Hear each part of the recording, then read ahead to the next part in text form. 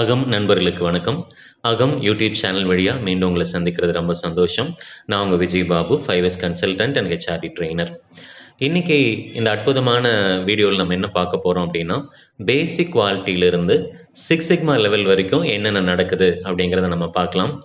அகம் யூடியூப் சேனலோட நோக்கமே என்னன்னு கேட்டிங்கன்னா, கடுமையான காம்ப்ளிகேட்டடான இண்டஸ்ட்ரியல் ப்ராக்டிசஸை மிகவும் எளிமைப்படுத்தி ஒரு சாமானிய மனிதனுக்கும் புரிகிறபடி செய்கிறதா நம்ம யூடியூப் சேனலோட நோக்கம். அந்த வகையில் இன்றைக்கி சிம்பிள் குவாலிட்டி டு 6 சிக்மா இந்த வீடியோ நம்ம பார்க்கலாங்க. சரி, ஃபஸ்ட்டு குவாலிட்டி அப்படிங்கிறதுனா என்னன்னு நம்ம பார்த்துடலாம். தரம். இந்த தரத்தை யார் நிர்ணயம் செய்கிறா? எது தரமான பொருள்? இந்த தரத்தை நிர்ணயம் செய்யக்கூடியவர்கள் யார் அப்படின்னு கேட்டிங்கன்னா, எனக்கு நம்ம கிராமப்புறங்களில் நம்ம எல்லாத்துக்குமே இருக்கக்கூடிய ஒரு அனுபவம் தான். அந்த ஓலை குடிசையில் இயங்கக்கூடிய ஒரு டீ கடை, ஒரு டீ ஷாப். அங்கே நடக்கிற சம்பவத்தை நம்ம கொஞ்சம் டிஸ்கஸ் பண்ணிட்டோன்னா குவாலிட்டி என்னங்கிறது நம்மளுக்கு அடிப்படையில் நம்ம புரிஞ்சுக்கலாம். அந்த டீ கடைக்கு பார்த்திங்கன்னா ஒரு 3-4 பேர் டீ குடிக்க வராங்க. அதில் வந்தோன்னு ஒருத்தர் என்ன சொல்கிறாரு, மாஸ்டர் எனக்கு ஒரு லைட் டீ அப்படிங்கிறாரு. ஒருத்தர் எனக்கு ஸ்ட்ராங் டீ வேணுங்கிறாரு. ஒருத்தர் பார்த்தீங்கன்னா எனக்கு மீடியம் டீ வேணும் அப்படிங்கிறாரு. ஒருத்தர் ஸ்ட்ராங் டீ எனக்கு ஆத்தாமல் வேணுங்கிறாரு. எனக்கு ஒரு லைட் டீ கொஞ்சம் ஆத்தியே கொடுங்கன்னு கேட்குறாரு. இன்னொருத்தர் பால் நிறையா வேணும்னு கேட்குறாரு. அப்பப்பா, இப்படி கேட்டாலே நம்மளுக்கு தலை சுற்றுது. அந்த டீ மாஸ்டர் என்ன தான் பண்ணுவார்?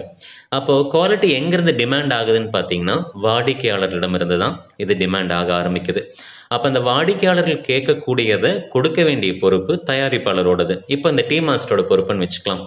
இந்த கடையோட டீ மாஸ்டர் அவங்க என்னென்ன கேட்டாங்களோ அதை அத்தனையும் உள்வாங்கி ஒவ்வொரு வாடிக்கையாளர்களுக்கும் என்ன தேவையோ அதை சரியாக கொடுத்துட்டாருன்னா, அதாவது ஸ்ட்ராங் டீ கேட்டவங்களுக்கு ஸ்ட்ராங்காகவும் லைட் டீ கேட்டவங்களுக்கு லைட்டாகவும் கொடுத்துட்டாருன்னா அவர் ஒரு நல்ல டீ மாஸ்டர்னு சொல்லலாம்.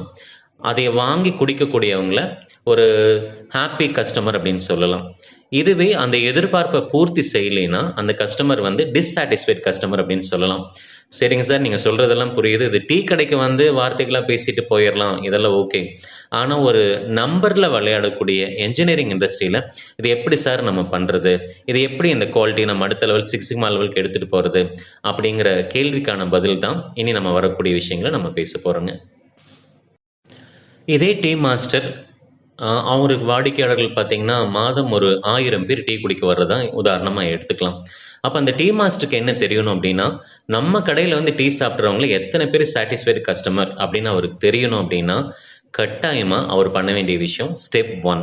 இது டீக்கு மட்டும் இல்லைங்க, என்ஜினியரிங் இண்டஸ்ட்ரியில் தயாரிக்கக்கூடிய ஒரு என்ஜின் பாடியாக இருக்கலாம், ஒரு ஹை ப்ரெஷர் வால்வாக இருக்கலாம், இல்லை ஒரு பம்ப் கம்பெனியாக இருக்கலாம், இல்லை ஒரு ஃபுட் ப்ராடக்டாக இருக்கலாம், எதுவாக வேணா இருக்கலாம். எல்லாத்துக்கும் பொருந்தக்கூடிய விஷயம்தான் ஸ்டெப் 1, டேட்டா கலெக்ஷன். அப்போ டேட்டா கலெக்ஷனில் என்னென்ன இருக்கணும்னா, எந்த மாதிரி வாடிக்கையாளர்கள் நம்மளுக்கு வராங்க, அந்த வாடிக்கையாளர்கள் என்னென்ன கேட்குறாங்க, அவங்க கேட்டதை நம்ம பூர்த்தி பண்ணியிருக்கிறோமா, எத்தனை 10 முறை டீ சாப்பிட்டாங்கன்னா எத்தனை முறை அவங்க திருப்தியாக போகிறாங்க அப்படிங்கிறது எல்லாமே கம்ப்ளீட்டாக A to Z அவங்களோட மனநிலையிலிருந்து, குவாலிட்டியிலிருந்து, அவங்க கொடுக்குற ஃபீட்பேக்லேருந்து டேட்டா கலெக்ஷன் நம்ம எடுத்துட்டோம் அப்படின்னா அவங்க ஒரு சாட்டிஸ்ஃபைடு கஸ்டமரா இல்லையா அப்படிங்கிறத நம்ம கண்டுபிடிக்க முடியும். சரி, இந்த டேட்டாஸ் எல்லாம் வச்சுட்டு நம்ம என்ன பண்ணலாம் அப்படின்னு கேட்டிங்கன்னா, அடுத்ததான் நம்ம ஸ்டெப் 2க்கு போயிடலாங்க. அதாவது டிமேக் அப்படிங்கிற ஒரு விஷயத்தை சொல்லுவோம். Define, measure, analyse, improve and control. இதை தான் டிமேக்னு சொல்லுவோம். ஸோ அந்த கிடைச்ச டேட்டாவில் இப்போ நம்ம விளையாட ஆரம்பிக்கிறோம். இப்போது முதல் அது என்ன பிரச்சனை அப்படிங்கிறத டிஃபைன் பண்ணணும். அப்புறம் அதை மெஷர் பண்ணணும், அளவிடல் செய்யணும், அதைய அனலைஸ் பண்ணணும், அடுத்தது அதைய இம்ப்ரூவ் பண்ணணும், ரொம்ப முக்கியமாக அதைய நம்ம கண்ட்ரோல் பண்ணணும். கண்ட்ரோல்னால் என்னங்க? இப்போ டீ கடையில் கண்ட்ரோல்னால் எப்படி வச்சுக்க முடியும்? டீ மாஸ்டருக்கு இல்லாமல் பார்த்தீங்கன்னா ஒவ்வொரு அளவு முறை வச்சுருப்பாங்க. ஒருத்தர் ஸ்ட்ராங் டீ கேட்குறாருன்னா டிகாஷன் இந்த அளவுக்கு அந்த டம்ளரில் ஒரு 30 ml விட்டோம்னா இது ஸ்ட்ராங் டீயாக மாறிடும் அப்படிங்கிற அவங்களுக்கு ஒரு அனாலிசிஸ் இருக்கும். ஆனால் இன்ஜினியரிங் இண்டஸ்ட்ரியில் இந்த மாதிரி வார்த்தைகளாக பேச முடியாது. அப்போ இன்ஜினியரிங் இண்டஸ்ட்ரியில் என்ன பண்ணுறாங்க அப்படின்னா, இதுக்கான ஸ்பெசிஃபிகேஷன்ஸ் கொடுக்க ஆரம்பிக்கிறாங்க. அதாவது யூஎஸ்எல்னு சொல்லுவோம், எல்எஸ்எல்னு சொல்லுவோம். LSL lower specification limit, USL upper specification limit. சரி, இதை நம்ம புரிஞ்சுக்கணுன்னா ஒரு சின்ன உதாரணத்தோட இதை நம்ம பார்க்கலாங்க. இப்போ ஒரு கண்ணாடி ஜார் இருக்குது. அந்த ஜாரோட மூடி தயாரிக்கிறதுக்கு நம்மளுக்கு ஆர்டர் வந்திருக்குன்னு வச்சுக்கலாம். அந்த மூடி பக்கம் மட்டும், இப்போ நீங்கள் பிக்சரில் பார்க்குறீங்க இல்லையா, அந்த மூடி பக்கம் மட்டும் இந்த மூடியோட அவுட்ரு ஓடி நம்ம கொடுத்துட்றோம். நம்மளுக்கு 10,000 நம்பர் நம்மளுக்கு தேவைப்படுது இந்த மூடி. இந்த மூடி வந்தால் தான் அந்த கண்ணாடியில் நம்ம டைட் பண்ணி நம்ம உள்ளே இருக்கிற பொருட்களை போட்டு நம்ம கஸ்டமருக்கு அனுப்ப முடியும். அப்போ கஸ்டமருக்கு நம்ம என்ன சொல்கிறோன்னா, அவங்களுக்கு எல்எஸ்எல் அண்ட் யூஎஸ்எல் ஸ்பெசிஃபிகேஷன் லிமிட் அவங்களுக்கு கொடுக்குறோம். என்ன சொல்கிறேன்னா, உதாரணமாக எடுத்துக்கலாம், நான் சென்டிமீட்டரில் இப்போ நான் பேசுகிறேன். நான் அந்த மூடியோட டயா வந்து பார்த்தீங்கன்னா 10 சென்டிமீட்டர் அப்படின்னா, நம்ம கஸ்டமருக்கு என்ன சொல்கிறோம் அப்படின்னா, எனக்கு வந்து மேக்ஸிமம் லிமிட் பார்த்தீங்கன்னா அவுட்ரு ஓடி வந்து 10 சென்டிமீட்டர் இருக்கணும். மினிமம் பார்த்தீங்கன்னா இன்னர் டயாவில் பார்த்தீங்கன்னா எனக்கு ஒரு 9.6 சென்டிமீட்டர் இருக்கணும் அப்படின்னு சொல்லி கொடுத்துட்றோம். ஏன்னா இந்த ஸ்பெக்கில் இருந்தால் மட்டுமே தான் அந்த ஜாருக்கு அந்த கண்ணாடி பாட்டிலுக்கு வந்து இந்த மூடி பொருத்தமானதாக இருக்கும். அப்போ இதில் ஒரு 10,000 நம்பர் வேணும், நம்ம ஆர்டர் கொடுத்துட்றோம். இந்த ஸ்பெக்கை வாங்கிட்டு நமக்கு சப்ளை பண்ணக்கூடிய வெண்டர் என்ன பண்ணுறாங்கன்னா, நம்ம கொடுத்த இந்த டைமென்ஷனில் அவங்க தயாரிக்கிற ஆரம்பிக்கிறாங்க. அப்படி தயாரிக்கும் போது இப்போ ஒரு 10,000 பீஸ் பண்ணும்போதும் 10,000 பீஸ் சேம் லெவலுக்குமே வந்துருமா, இது அவங்க ஈஸியாக தயாரிச்சிட முடியுமா அப்படின்னு கேட்டிங்கன்னா, அது கொஞ்சம் டிஃபெக்ட்ஸ் வர்றதுக்கான வாய்ப்பு இருக்குது.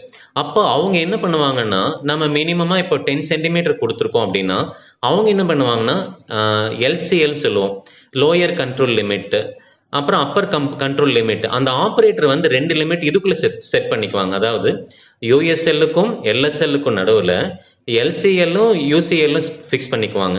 ஸோ நம்ம கொடுத்துருக்கிற பவுண்ட்ரி, அந்த பவுண்டரிக்கு உள்ள தயாரிக்கிறது எப்படி அப்படின்னு பார்க்கும்போது பார்த்தீங்கன்னா, அவங்களுக்கு ரிஜெக்ஷன் பெர்சன்டேஜ் வந்து ரொம்ப கம்மியாக மாறிடுங்க. அப்போது 10,000 நம்பர் தயாரிக்கிறாங்க அப்படின்னு பார்த்தீங்கன்னா, இதை நம்ம எப்படி அனலைஸ் பண்ணுறது அப்படின்னு பார்த்தீங்கன்னா, இதை தான் நம்ம வந்து பார்ட்ஸ் பெர் மில்லியன் அப்படின்னு சொல்கிறோம். அதாவது மில்லியன்னா 10 லட்சம். நமக்கு ஒரு 10 லட்சம் மூடிகள் இப்போ அந்த வெண்டர் தயாரித்து கொடுக்குறாங்கன்னு வச்சுக்கோங்களேன். அவங்க தயாரித்து கொடுக்கக்கூடியதில் நம்மளுக்கு எத்தனை வந்து நம்மளுக்கு சாட்டிஸ்ஃபைடாக நம்ம ரேஞ்சுக்குள்ளே வருது அப்படின்னு பார்க்குறது தான் 6 சிக்மா லெவல். ஸோ 6 சிக்மாவில் நிறைய லெவல் இருக்குது.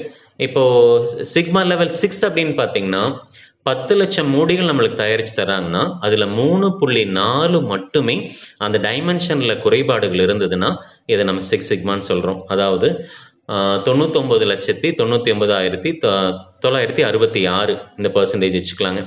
இதுவே 5 சிக்மான்னு பார்த்தீங்கன்னா 230, 10 லட்சத்துக்கு 230 குறைபாடாக இருக்கும்.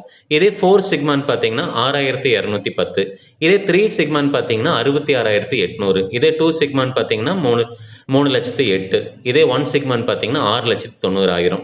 இப்போ நீங்கள் சொல்லுங்கள், ஒரு தொழில் நிறுவனத்தில் 100% ப்ரொடக்டிவிட்டி நடக்குதுன்னா அவங்க கட்டாயமாக 4 சிக்மாக்குள்ளேயோ 5 சிக்மாக்குள்ளேயோ இல்லை 6 சிக்மாக்குள்ளேயோ வந்தால் மட்டுமே தான் அந்த நிறுவனம் வந்து லாபகரமான நிறுவனத்துக்குள்ளே போகும். அதுக்கு மிக முக்கியமாக என்ன அப்படின்னா, வாடிக்கையாளர் சாட்டிஸ்ஃபேக்ஷன் ரொம்ப முக்கியங்க. உற்பத்தி ஜாஸ்தியாக இருக்குது, ஆனால் போகிற பொருட்களில் தரம் இல்லை அப்படின்னா உற்பத்தி செஞ்சு பிரயோஜனம் இல்லை. இப்போ தரம் அப்படிங்கிறது நம்மளுக்கு என்ன நம்மளுக்கு புரிஞ்சிருக்கும். 6 சிக்மாக்குள்ளே பார்த்தீங்கன்னா நிறைய அனாலிசிஸ் எல்லாம் நிறைய இருக்குதுங்க. அதுக்கு நம்ம பி வேல்யூ கண்டுபிடிக்கணும், எடுத்துருக்கிற டேட்டா சரியா அப்படின்னு பார்க்கணும். அந்த டேட்டாவை வேலிடேட் பண்ணிட்டு கொடுத்துருக்கிற எக்ஸ் அண்ட் ஒய் வேரியபிள்ஸ் வச்சுட்டு நம்ம வந்து அந்த ப்ராசஸ் வையபிளா, அந்த ப்ராசஸ் கேப்பபிலிட்டி அனாலிசிஸ் எல்லாம் பண்ணுறோம் இல்லைங்களா, அதெல்லாம் அடுத்தடுத்த வீடியோவில் நான் உங்களுக்கு கட்டாயமாக நான் அப்டேட் பண்ணுறேன் நான். ஸோ இந்த லெவலில் நம்ம புரிஞ்சுக்கலாம். இப்போ குவாலிட்டி அப்படிங்கிறது என்னன்னா, ஒரு வாடிக்கையாளர் என்ன எதிர்பார்க்குறாங்களோ அந்த எதிர்பார்ப்பை பூர்த்தி செய்கிறது தான் குவாலிட்டி. தரம் அப்படிங்கிறது இதுதான் அப்படின்னு நம்ம அதை ஃபிக்ஸ் பண்ண முடியாது.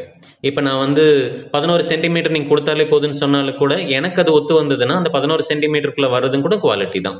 ஆனால் என்ஜினியரிங் இண்டஸ்ட்ரி பார்த்தீங்கன்னா இன்றைக்கி டாலரன்ஸ் லெவலெல்லாம் லெவலில் தான் நம்ம பேசிகிட்டு இருக்கோம், ஒரு மைக்ரோ லெவலில்.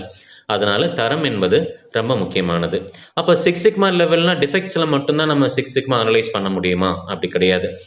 எங்கெல்லாம் நீங்கள் கம்பெனிக்குள்ளே, அதாவது இன்வர்ட் இன்ஸ்பெக்ஷனில் வந்து நம்ம ஒரு கம்பெனி ஒரு 100 ரா மெட்டீரியல் 100 ப்ராடக்ட் கோடு வந்து இன்வர்ட் ஆகிருக்குதுன்னா அந்த 100 ப்ராடக்ட் கோடோட டேட்டாஸ் எல்லாம் எடுத்துகிட்டு மந்த்லி அனலைஸ் பண்ணோம் அப்படின்னா நமக்கு உள்ளே வர்ற டேட்டாவில் உள்ளே வர மெட்டீரியலில் நம்ம எந்த லெவலில் இருக்கோம், 6 சிக்மாவில் இருக்குமா, 5 சிக்மாவில் இருக்குமா, 4 சிக்மாவில் இருக்குமான்னு நம்ம கண்டுபிடிச்சிக்க முடியும். அதே போல் ப்ரொடக்ஷனில் 6 சிக்மா யூஸ் பண்ணலாம், ஒரு கஸ்டமர் கேரில் 6 சிக்மா யூஸ் பண்ணலாம். இன்னும் சிம்பிளாக சொல்ல போனால் 6 சிக்மாக்கு சிறந்த உதாரணம் பார்த்தீங்கன்னா மும்பை டப்பாவாலா நம்ம கேள்விப்பட்டிருப்போம். அதாவது மும்பை சுற்றியும் பார்த்தீங்கன்னா ஒரு 10 லட்சம் டிரான்சாக்ஷனுக்கு மேலே இன்னைக்கு ஜாஸ்தியாகவே இருக்கும். எனக்கு தெரிஞ்சு அப்போவே அவங்க பல கோடிகள் அவங்க பண்ணிட்டு இருந்தாங்க. இப்போ பார்த்தீங்கன்னா ஒரு 10 லட்சம் டிஃபன் பாக்ஸஸ் அவங்க கலெக்ட் பண்ணுறாங்க அப்படின்னா அதில் ஒரு மும்பையில் இருக்கிற நரிமன் பாயிண்ட்லேருந்து இன்னொரு இடத்துக்கு அவர் ஆஃபீஸில் வேலை செய்கிறதுக்கு அவர் போகிறாருன்னா இந்த டப்பாவாலெல்லாம் அவங்க வீட்டில் வந்து ஒவ்வொரு வீடுகளாக போய் டிஃபன் பாக்ஸஸ் வாங்கிட்டு இந்த மாதிரி வாங்குறது 10 லட்சம் இருக்கும். இந்த 10 லட்சம் டிஃபன் பாக்ஸஸ் யார் யார் வீட்டில் வாங்கினாங்களோ அந்தந்த வீடுகளுக்கு சரியாக போகிறதுக்கு 5S யுக்திகளையும் ஃபாலோ பண்ணுவாங்க. அதே போல் 6 சிக்மாவையும் அவங்க அனலைஸ் பண்ணியிருக்காங்க. ஆக்சுவலாக மும்பை டப்பாவால் ஒரு மாதிரி 6 சிக்மா சர்டிஃபிகேஷனை அவங்க வாங்கியிருக்காங்க. அதே போல் இந்தியாவில் இருக்க சில தொழில் நிறுவனங்களும் 6 சிக்மா பண்ணியிருக்கிறாங்க. ஸோ இந்த 6 சிக்மா குவாலிட்டி லெவலுக்கு நம்ம போகணும் அப்படின்னா அடிப்படை டூலான இந்த 5S kaizen dBm TKM 7QC டூல்ஸ்ல இருந்து ஒவ்வொரு முறையாக அனாலிசிஸோட போகும்போது தான் இந்த பேசிக் குவாலிட்டியிலேருந்து 6 சிக்மா லெவல் வரைக்கும் நம்ம போக முடியும். நிச்சயமாக இந்த காணொலியில் நம்ம கொடுத்த இன்ஃபர்மேஷன் உங்களுக்கு பயனுள்ளதாக இருக்கும்னு நம்புகிறோம். நம்ம யூடியூப் சேனலை சப்ஸ்கிரைப் பண்ணாதவங்க சப்ஸ்கிரைப் பண்ணிக்கோங்க, பெல் பட்டனையும் ஐக்கானையும் கிளிக் பண்ணிக்கோங்க. நீ தொடரும் வர வீடியோவில் நிறைய இந்த மாதிரி குவாலிட்டி கான்செப்ட்ஸ் இன்ட்ரெஸ்டிங்காக நம்ம பார்க்கலாங்க. நன்றி, வணக்கம்.